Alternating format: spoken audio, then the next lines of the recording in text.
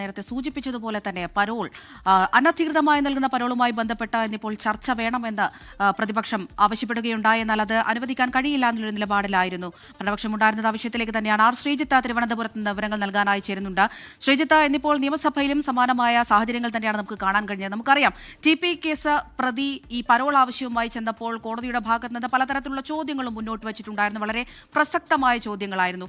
ഇന്നിപ്പോൾ ചർച്ച വേണമെന്ന് പ്രതിപക്ഷം ആവശ്യപ്പെടുന്നു. എന്നാൽ ഈ വിഷയത്തിൽ ചർച്ച ചെയ്യേണ്ടതില്ല, അത് അത്ര പ്രധാനപ്പെട്ട ഒരു വിഷയമല്ല എന്നാണോ ഭരണപക്ഷത്തിന്റെ നിലപാട്? അമൃത, TP കേസ് പ്രതികളുമായി ബന്ധപ്പെട്ട വിഷയമല്ലെങ്കിലും പയ്യന്നൂർ രക്തസാക്ഷി ഫണ്ടുമായി ബന്ധപ്പെട്ട വിഷയം സഭയിൽ ഉയർത്താനുള്ള പ്രതിപക്ഷത്തിന്റെ നീക്കമാണ് ഈ വിഷയം ഈ ക്രിമിനൽ പരോൾ വിഷയത്തിൽ ഉന്നയിക്കുന്നത് എന്ന് മനസ്സിലാക്കിയാണ് ചർച്ച നിരാകരിക്കാനുള്ള നീക്കം നടന്നതെന്നാണ് നമുക്ക് മനസ്സിലാക്കുന്ന കാര്യം.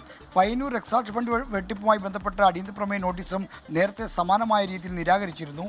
അതുപോലെ തന്നെയാണ് ഇത്തവണ ഈ ക്രിമിനൽ കേസിൽപ്പെട്ടവർക്ക് പരോൾ അനുവദിക്കുന്ന കാര്യം ചൂണ്ടിക്കാണിച്ച് ഉള്ള റൂൾ 50 പ്രകാരമുള്ള നോട്ടീസും നിരാകരിച്ചിരിക്കുന്നത്. പയ്യന്നൂരിൽ പോലീസിന് നേരെ സ്റ്റീൽ ബോംബ് എറിഞ്ഞ കേസിലെ പ്രതി 20 വർഷത്തെ തടവിന് ശിക്ഷിച്ച പ്രതിക്കാണ് ഒരു മാസത്തിനകം പലതവണ പരോൾ നൽകിയത്. ഈ കാര്യം ചൂണ്ടിക്കാണിച്ച് ഇത് ചർച്ചയാക്കുകയും ഒപ്പം തന്നെ പയ്യന്നൂർ രക്തസാക്ഷി ഫണ്ട് വെട്ടിപ്പുമായി ബന്ധപ്പെട്ട കാര്യങ്ങൾ സഭയിൽ ഉന്നയിക്കാനുള്ള ശ്രമമാണ് പ്രതിപക്ഷം നടത്തിയത്. അത് സ്പീക്കർ തടയുകയായിരുന്നു.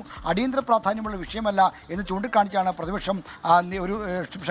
സ്പീക്കർ പ്രതിപക്ഷത്തിന്റെ അടിയന്തര പ്രമേയ നോട്ടീസിന് തടയിട്ടത്.